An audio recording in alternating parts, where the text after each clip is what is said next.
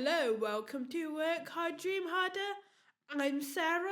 And I'm Tia, and we're just two best friends waffling about life and trying to survive until we're 30. Welcome back to episode 2 of season 2. Whoop, whoop. Whoop, whoop. So we're still on the theme of nostalgia. Just because... I mean, this one's a bit of a weird episode. It's kind of like... I guess it's kind of related to nostalgia. Because we're looking back in our childhood and comparing it to this generation, the Gen Alphas, Gen Zs. I'm a millennial. I think I'm a Gen Z technically, but only just. You exude as millennial. If I was born 1 year earlier, I think I would have been in the next the older generation. So I'm only just a Gen Z. But you know what, you exude millennial energy, to be honest. I always get told that I act like a grandma, which I'll take as a compliment, I guess. So I remember my childhood was we're just talking about childhood nostalgia for the past and seeing Yeah, so at the end of the last episode we were talking about nostalgia. Oh my god, we honestly kind of spiraled. So we was talking about nostalgia with films and stuff, then we started talking about our TV shows we watched when we were younger, and then that turned into us talking about, this was a few weeks ago now, and it got started us talking about our childhoods and how that differs so much for kids who are growing up now. And we just thought it was an interesting topic, so let's speak about it. I think we were the last generation to kind of have that gap of when we were young, we rarely had social media and internet. It was just up and coming, right? So we had that weird thing where I remember when I only got social media when I was 16. I think I was 13 or 14 when... And that was Facebook and Twitter. No, for me it was BBM. Oh, I never had a BlackBerry. Yeah, so Facebook was a thing, and it was becoming popular with teens, but it hadn't really reached my school yet. So a few people had it, but it wasn't really cool. So no one really cared about it. But having a BlackBerry and BBM, that's the elite squad. Oh my god, if you had a BBM. If you had a BlackBerry, you were set for life, but R.I.P. Blackberries. Honestly, I mean, mine was just I went for ages not being able to partake because I had a little hand-me-down phone. I think it was a Samsung. Do you know the first ever Samsung touchscreen was my first phone? And HTC, I think. I missed the whole Motorola and Nokia. I missed all of that. And my first phone was the first ever Samsung touchscreen, and it was my mum's phone. And then when I went to secondary school, they went, actually, here you go, you can use it to contact us in an emergency because you're going to be walking home now. So I kind of got that. And then BBM became very popular. It was my first year at secondary school. I would have been in year 11, so I would have been no, not year 11. I would have been 11. It was year 7. I was going to say. Yeah, that took me... I was 11, and... I don't think I got a BlackBerry until I was in year 8. So I would have been 12, I think, if my maths is serving me correctly. And it was my grandma's phone. So she had one of the little titchy, I think it was a BlackBerry Pearl. And it was not the popular one at all. A little BlackBerry Pearl. It was a really thin one where you had to press the button multiple times to get so you didn't even have the bloody BlackBerry with the giant keyboard? It was a thin keyboard. So do you know where there's 3 letters on one button? So, or unless you get to the XYZ bit and you have to press it 4 times to get the Z. I had that. And that was the only way I got BBM, was because I had the really old BlackBerry Pearl with it had is it Ball Busters, the little game on it where you have to move the ball around and hit all the bricks? Mate, I loved that game. Snake, OG. Oh, I never had a Nokia. But now it's just we were oh my god, we got a phone. But nowadays it's yeah, we were amazed and really happy and grateful to get a phone. The Nowadays it's a given. My first, I don't think I got a brand new. This phone that I have now is the first phone I've ever had that's brand new. the rest of them have been like hand-me-downs or second-hand or something. But I think nowadays for kids it's a given. For like their 6th or 7th birthday, they get a brand new phone, which was unheard of when we were younger. But then again, I think it's just like culturally, it has to be an iPhone. I was like, we're Samsung girlies. Oh god, I hate iPhone. To be honest, I'm the weirdo. I've got iPad, a MacBook, and then I've got Samsung. But yeah, no, I think it's more the peer pressure. Because I think, you know how these days, like, celebrities have a Twitter timeline and it's all offensive sometimes and they go back digging. And I was just like, when you're a kid, you're not fully developed in your opinions and thoughts. So shit that I used to say to my friends, I'm looking back, thank God there's no snail trail, like there's no like paper. I guess when you're young, you don't realise, and the issue with like kids growing up now is they essentially are growing up on the internet, and kids don't really know what their own opinion is. So like stuff I have a really young brother, stuff he would have said a couple of years ago made no sense and he fully believed it, and now he's like, I don't even understand what that means. Like, kids don't really have their own opinions, they don't have their own concept, and them growing up on the internet, they're just going to believe anything they're told. And then it's just like, at that age, we shouldn't have access to that much information. Yeah, you don't know what, you can't comprehend. You can't comprehend it. You don't really understand what you're doing. And it was like, oh my God, I remember the whole like Justin Bieber hate wagon. Oh God, yeah, everyone hated him for the sake of hating him. There was this girl, and props to her, she was a believer before Justin Bieber was like cool. Yeah. And she was like, and I remember I would have never had the guts to admit that I was a One Direction girly, but like she was like, she defended him, blah, blah, obsessed. And I was just like, that is guts, because usually you follow the sheep. Yeah. And now I think... It was a trend to not like him when we were younger, which was weird because everyone was listening to him, but it was a trend to not like him. And she used to get ridiculed, and I was just like, looking back, I was like, that is a person who stood by their grounds. Yeah, but now that would be more difficult to do. But the thing is, right, I don't even know who's popular anymore, because everybody has access, like... Oh, you got like... Everyone's getting cancelled every 2 minutes nowadays. I can't keep up. But I'm just like... Is that... My friend introduced him to K-pop when I was like in year 9, and back then it was just like, if you didn't have Spotify or you'd find them on YouTube, and now you can get it. They have you have access to them like social media, and they're like in a different part of the country. Back then it was just like you just listen to the radio and whatever was on. I don't think I was an MTV generation, but like it's more like what was on the radio was popular. Like Capital was massively popular. And then, you know, if I knew what was popular on Capital, I knew what was popular in the zeitgeist. I knew. But now I'm like, who? What? TikTok. That trend, like... Oh, the TikTok trends come and go so fast, though. Do you remember when Shrek's life was the meme for a couple of months? Oh my God, yeah, when we were younger, if something was popular... You would know, and it would be a while, it would be a craze for a while. R.I.P. Harambe. Oh God.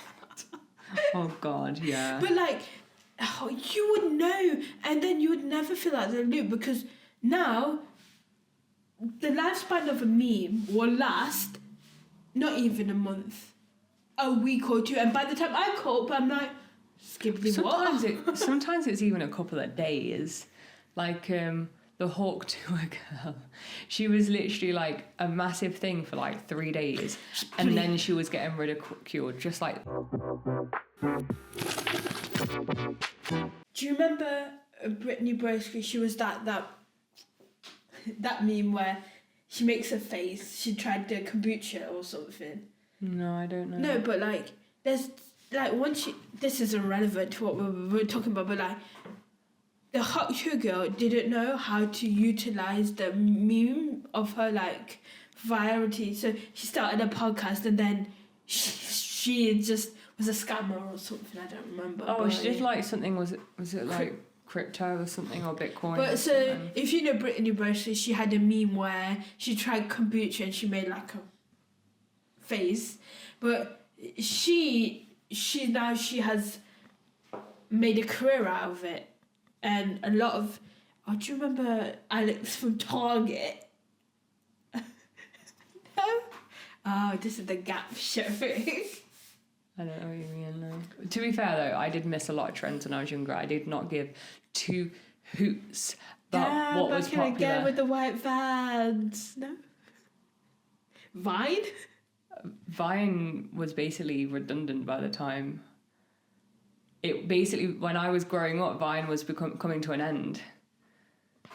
It was like, I was part of the era where the Vine videos were going onto YouTube. So, like, people would put Vine compilations on YouTube. This is the first time I realised the gap between me and Tia. Oh my god. How old are you? There's only, like, 2-3 years between us. What? 23? 24? 22, 23, 23. What did you? I don't know. Wait, what year is it now? 2025? Yeah. I was born... I'm 23. It's funny because like all I need to know. Oh, it's 25. Oh, yeah, I'm 25. I gotta do maths. So, oh damn. So there's only like what, 2 years? 2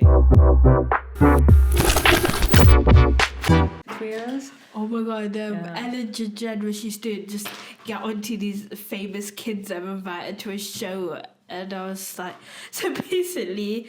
Oh my god, I can't believe you don't know who Alex from Target is. So basically, I might know it if I see it. So this is a guy who has a name. He's a Target employee in America. Yeah. He has the uniform is a red polo, and it's his name Target. These girls found him cute. And just posted him on Twitter, and then he got famous, and then the meme was like Alex from Target. That's how much he had to do. And basically, yeah. Oh my god, I can't comprehend. But you just blew me with like you did. Again, like I say, I was very much away from social media. So it could have been popular. I didn't care. I didn't care about being popular or social media or anything like that. I was too busy playing Sims and making dogs in The Sims. Like, I would just recreate what my dog looks like and just make a little family of like 1 million dogs in Sims. Oh, but I think that's the best. Trap everyone in the pool and watch them die. I made a torture house when I was younger on Sims, and each room had a different way of dying. You have like electrocution, starvation. Wow, I've learned something new about my co-host. First of all, she doesn't know the memes that I know. It's too much pressure for these kids. It was just like, I had time to develop me as a young person. So I was just thinking about all those YouTubers started off young, not knowing YouTube would become what it was, and they made random videos, and I was like, I could never. No, it's like, I was watching this, I think it was on either Netflix or Disney Plus, and it was, what was it called? Bad Influence, I think it was. Yeah. Yeah. So, I can't remember if it was Netflix or Disney Plus, but it's a show called Bad Influence, and it's basically about this mum who essentially pimped out her child and got her doing like loads of YouTube videos, and then somehow managed to rope in like loads of other parents into getting their kids to take part in these YouTube videos, and it became like a massive thing. And it went through a deep dive of that, but they were working like 6-7 days a week all day, and there's no like labour laws or rights or anything, but they were making thousands and thousands per video. There's this there's this documentary about Ruby Frankie. She was like the 8 Passengers YouTube channel, and then just they didn't even want to be there. Like legit, like it was horrible. And I haven't watched. Did you see the behind the scenes footage where she's like snapping at the kids because they're just not energized? It's like, they're kids. Let kids be kids. Like, they're having to grow up way too fast. And then you think about we were just thinking about like Macaulay Culkin and like all the shit he had to deal with, because we were just thinking how he's cute with Brenda's song now, like that little like, oh my god, London tip to them. And like his son looks so much like him. It's so cute. But I was just thinking that because I was just watching a documentary and he was just like, Brenda saved him from like all of his issues, and then we did the same exact thing to Justin Bieber. Yeah, Demi Lovato. Or just so many child actors being forced to grow up. But you so know quick. what? I've noticed this Disney era, like Dove Cameron and all those, like, they don't have to. You don't see them sparring as often because they have authority. Like, they've got a social media presence. They can do what they want to do, really. Like. Was it Olivia Rodrigo, Sabrina Carpenter? You wouldn't forget they're Disney stars because they're making their own music, and I think Demi Lovato had to do Disney music before Selena Gomez and Miley Cyrus had to do Disney type of music if that wasn't what they wanted to do. Yeah, and it's just, I don't know, it's just crazy. Like kids these days, I know someone who's like a teaching assistant at a school, and when they did like a careers day, most of the girls were like, oh, I want to be an influencer, and most of the boys were like, I want to be a YouTube gamer or a Twitch streamer or something like that. And that is insane. That didn't exist. Yeah, that job wasn't even a thing when we were younger. That's crazy. And I remember a lot of the YouTubers wanted to get into TV or film. That's why they originally wanted to do YouTube. I think overall, right, it's hard to keep up with the times, and I think I'm glad that I got to develop my young identity before I got consumed by this, because I got to make my own thoughts. But still, now as an adult, it's hard to deal with. Could you just imagine being like a little kid and your whole life is on display, and you go online and like everyone's trying to force an opinion down your throat. Everyone's trying to make you believe what they believe. And even now, sometimes they're very persuasive. But imagine being a kid with less like self-control. You know what? I was like, Beyonce's child, Blue Ivy. She was dancing with Beyonce like on her tour, and I was like, damn! Just imagine that. Yeah, I mean she's enjoying it, and I think Beyonce wouldn't do that. But I was just thinking that. Just imagine all the shit. Have you seen the little videos of Rumi? So there's like, she went to like multiple gigs in a row. Yeah. And the first couple, she's like a little kid dancing, waving about, saying hi to everyone. And by like the third or fourth time, she's like being really polite, but you can tell she's bored. And it's hard to tell what's happened behind closed doors. Some people are speculating that she's been told off for being so lively. Some people are speculating that she's a kid, she's just bored. But either way, just let her be a kid. And she doesn't want to be up there, don't force it. It's like we give shit to the Kardashians for good reasons, but it's just like that whole TV show, you see the aftermath of how Kylie Jenner and Kendall Jenner, how it affects them, and it's just like with YouTube that is so unregulated, and there's just like there's a documentary that Demi Lovato did about child stars, and that was like interesting because it's usually the parents push them because they're their breadwinners, and I should never rely on someone's. What's her name? Is it like Jennifer? iCarly. Yeah. She released a book, didn't she, about her mum? Jack McCurdy, Jenna McCurdy. I can't something remember like that, but yeah. But it was just like. And then the whole allegations about Dan Snyder. Yeah. Yeah, fucking hell. It's just like, it's a society. But then again, regardless of the internet, right? You meet your peoples. No, but there's fucking weirdos. But like, you find your group, you find your interests, and you create it. And I think I'm happy that I understood before I was on social media. Twitter, X is now just toxic. It's not a place where it's... Especially now, like, I don't know about X, I don't use it, but Facebook have now got rid of fact-checking.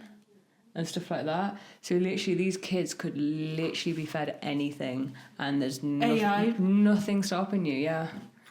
Well, that's a whole different beast, but I think this episode is coming to an end. And work hard. I'm gonna get that one day. Don't forget to work hard. Say it with some enthusiasm. Don't forget to work hard, but dream harder. See you later. We're coming to the end of the episode. Thank you for listening. Like we say, work hard, but dream even harder.